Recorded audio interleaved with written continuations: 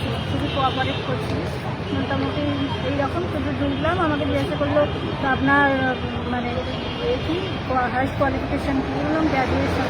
তারপরে উনি জিজ্ঞাসা করলেন কোন সাবজেক্ট, বললাম ইতিহাস। ইতিহাস থেকেই কোশ্চেন জিজ্ঞাসা করলেন, ইতিহাস থেকেই ডেমো দিতে বললেন একটা। আচ্ছা, হ্যাঁ, ওনারাই চুজ করেছেন। ডেমো কত মিনিট হয়েছিল আপনার?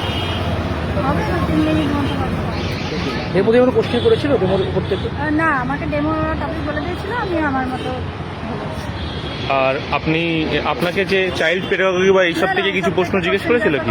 একটা শেপ দেখাচ্ছিলেন যে এই শেপটা কি, আচ্ছা, আর সাবজেক্ট থেকে কোনো প্রশ্ন? হ্যাঁ ওইটা ইতিহাস থেকে। ইতিহাস থেকে ওই আপনার যে প্রশ্নগুলো বললেন এগুলোই করেছে, আর নতুন অন্য কোনো ধরনের প্রশ্ন করেনি?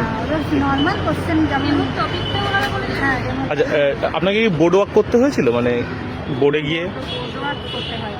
আর ওখানে ওই বোর্ডে মানে অনেককেই ডাকছে না, আর বোর্ড ওয়ার্কে অনেকটা কতক্ষণ ধরে হয়েছিল আপনার ইন্টারভিউটা? হবে প্রায় 6-7 মিনিট। 6-7 মিনিট ধরে।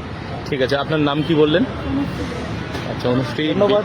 বেঙ্গল গ্রুপের আপনার সফলতা কামনা করে। Thank you.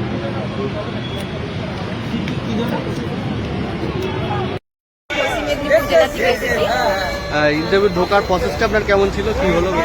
খুব সহজ, ওরা খুব কোঅপারেট করছে, সেরকম কোনো প্রবলেমই নেই। আর ইন্টারভিউ টেবিলেও তেমন কোনো প্রবলেম নেই। আপনার কত নম্বর টেবিল ছিল? আমার 10 নম্বর টেবিল।